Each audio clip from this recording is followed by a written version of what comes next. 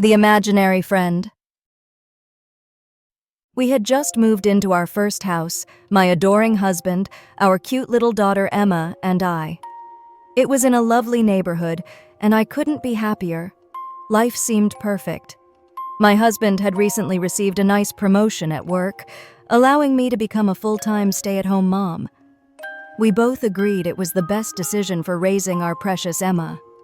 The neighbors were incredibly welcoming, and we were still getting used to the friendliness of our new community.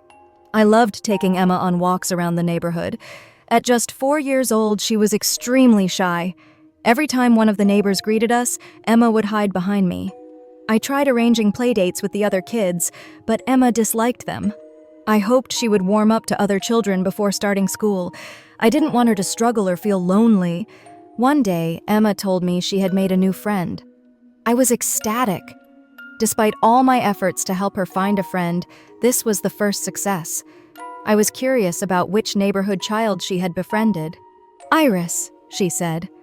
I racked my brain but couldn't recall any of the children being named Iris. I asked around with the other parents, and they were just as puzzled. Confusion and worry gnawed at me, so I delved deeper with Emma. I asked her to tell me more about Iris. Her description made it clear that Iris was an imaginary friend. I was disappointed. Emma had already struggled to connect with the other kids, and this felt like a step backward. I initially wanted to discourage her from continuing this imaginary friendship, but seeing her so happy made me reconsider. I figured it wouldn't hurt and she would outgrow it eventually. Emma spent most of her time with Iris. They were inseparable, at least according to Emma. She had tea parties with Iris, played dolls, and ran around the yard playing tag.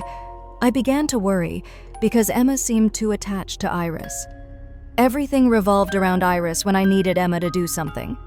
My concern grew. Emma's personality began to change.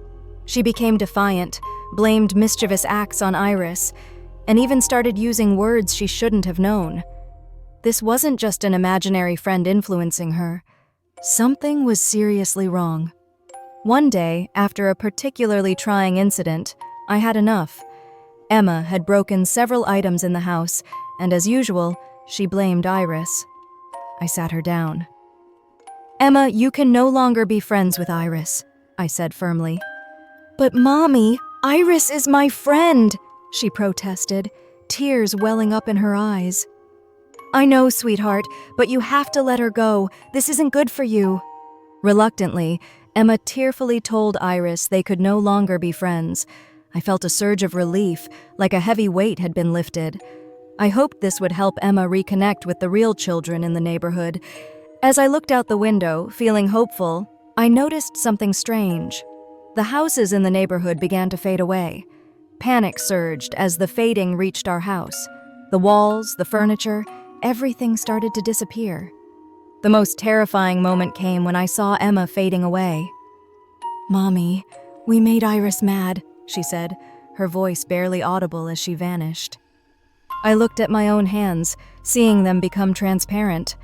In that final moment, the horrifying truth dawned on me. Iris wasn't the imaginary one. Thank you for listening to this terrifying twist tale. Please support this channel by liking and subscribing.